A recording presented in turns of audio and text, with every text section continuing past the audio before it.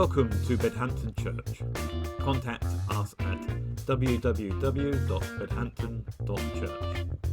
But for now, let's continue that journey with this input. This morning we're continuing our sermon series on the familiar stranger and looking at witness. When we hear the word witness, many of us feel slightly uncomfortable. For some, it brings to mind standing on a street corner with a loudspeaker. For others, it's that slightly awkward moment when someone says, "So tell me how your faith is going then," and you suddenly forget every theological thought that you've ever heard. For many of us Christians, the word witness comes with a quiet sense of guilt. That's something that I should probably be better at. I remember once being in one of those slightly awkward conversations about faith, the sort that you realise that you are in fact the only Christian in the room, and someone kindly but very directly said to me, "So go on then, convince me," which is never a sentence that you want to hear without at least a week's notice and a PowerPoint presentation. I remember thinking, oh no, this is it. This is the moment where I have to produce the perfect Christian answer. I didn't. What I ended up saying was something much simpler. I said, well, I can't promise to convince you, but I can tell you what Jesus means to me. There was no dramatic sound effects, no instant conversion, but there was real conversation. And I was reminded again of something deeply freeing, that we are not called to win people. We are only called to witness faithfully. In the Gospel of John, Jesus says, "When the advocate comes, he will testify about me, and you also are to testify." Notice the order. The Spirit testifies, then we testify. In The Familiar Stranger, the book that we're studying, the author makes this beautifully clear.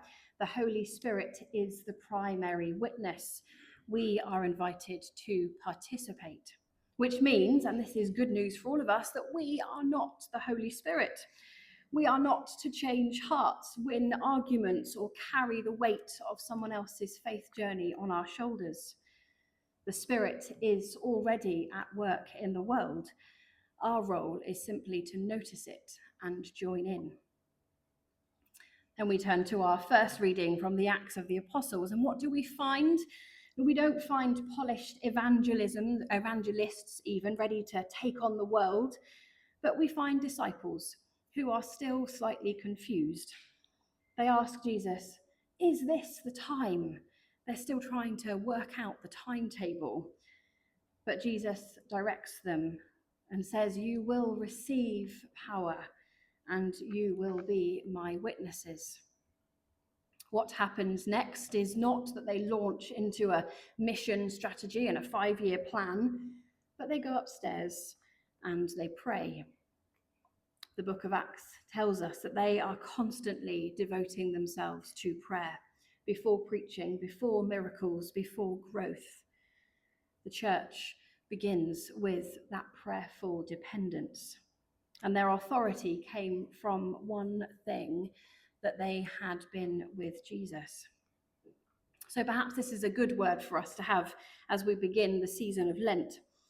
As Joe was asking you this morning, I wonder how many of you have decided to give up something for Lent. I briefly considered giving up sugar in tea. However, I remember that the last time I tried to do that, it made me so grumpy that my husband threatened me with divorce. So for the sake of my marriage, I've decided not to do that.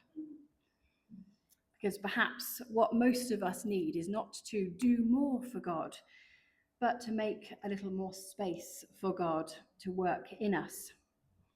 Perhaps like our esteemed rector here, you are fasting for Lent, or you're giving up something that's really challenging for you. And if you are, I applaud you. You have far more willpower than I do. But if, like me, you find giving up something a little bit too daunting this year, then take heart. Because Lent is not about God adding weight to our shoulders. It's the church gently reminding us to make space again for the life of Christ to be formed in us so that we can reflect him more clearly in the world. And this is where it becomes beautifully practical, because witness is not only about what we say, it's also about the kind of community that is forming around us. We are seeing this across our parish, across both of our churches. Last week, when we were here, we were joined by two Thanksgiving families, and they brought their children here and they're to be baptized in a few weeks' time. And many of you did something deeply important. You welcomed, you chatted, we made space at the children's table, we added chairs, you noticed people. If one of the things that I have learnt throughout my ministry is that sometimes the most powerful moments of witness are also the quietest. I remember speaking to someone who had come to church for the first time in quite a long time. They didn't talk about the sermon or the music. They said something very simple. Someone noticed me and I felt like I belonged. That's the Holy Spirit at work, the Spirit drawing people towards the love of Christ. And last week, I saw glimpses of that same faithful witness in conversations, in cups of tea, in chairs being shuffled to make room. And of course, we see that same faithfulness week by week at St. Thomas's. But it doesn't stop there, because this church across both our congregations is already witnessing in so many quiet and faithful ways. When you pray for one another, when you send a message to check on someone who is unwell, that is witness. When puddings appear suddenly before anyone else arrives, or when the coffee morning team turns up and creates a space of welcome week by week, that is witness. When Fun Club fills this place with joy and laughter and slightly sticky tables, when we volunteer and we dress up in slightly questionable costumes for our live nativity, that's witness.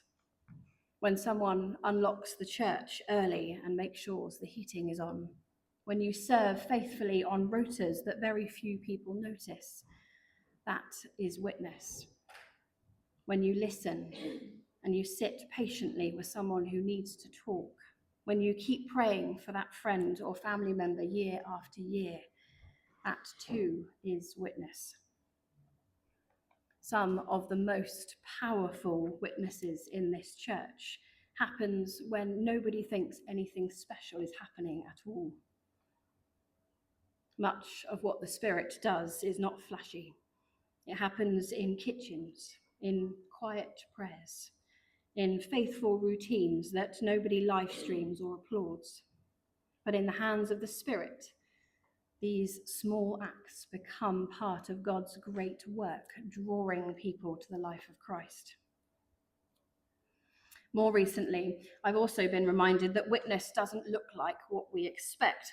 Some of you may have come across this Facebook page called St. Faithfuls. It began very simply as a gentle, reflective look at the church, opening up conversations about faith. And it has been viewed by more than 4 million people, and 2 books have been sold from it. Now, disclaimer, this Facebook page is from my dad, which means that I now live with the slightly unnerving reality that my father has a larger online reach than I do. But what has been most striking about it is not the numbers, but the responses. Several comments, one of the most warming places I've ever visited electronically. This parish is inhabited by people that we recognise, and even coming here feels like going home. Underneath those simple comments on a Facebook page, the Spirit is at work. People feeling seen, people feeling heard, people taking small steps towards faith.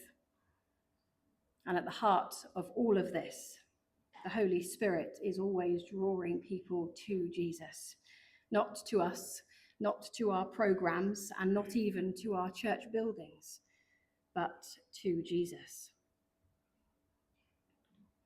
The Spirit's quiet work in the world is to awaken our hearts to the beauty of Christ, to his mercy, his welcome, and his transforming love.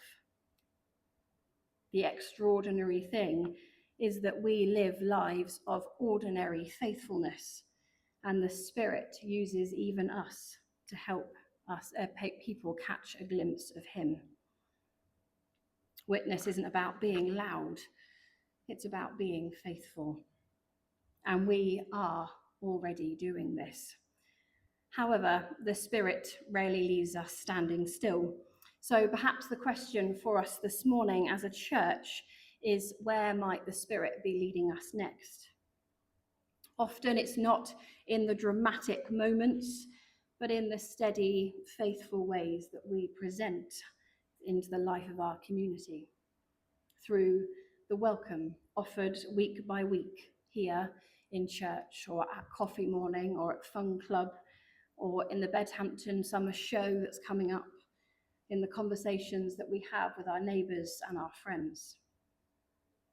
By being present, by serving our community, and by joining in with the good things that are already happening. These are not sideline activities. These are parts of the Spirit's quiet work within us. And friends, never underestimate what the Spirit can do through moments that seem completely ordinary.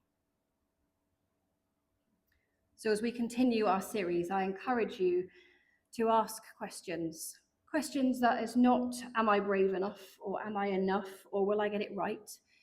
But simply, where is the advocate already at work, and how might I join in? Because the beautiful truth at the heart of our readings this morning is that the Spirit is already testifying to Jesus, and in his grace, we are invited to join in that story. You have been listening to Bedhampton Church. Our prayer is that this helps you journey with Jesus and serve your community by sharing God's love and friendship. Subscribe and join us for more discussion at www.bedhampton.church. All material Creative Commons copyright. Contact us for more details.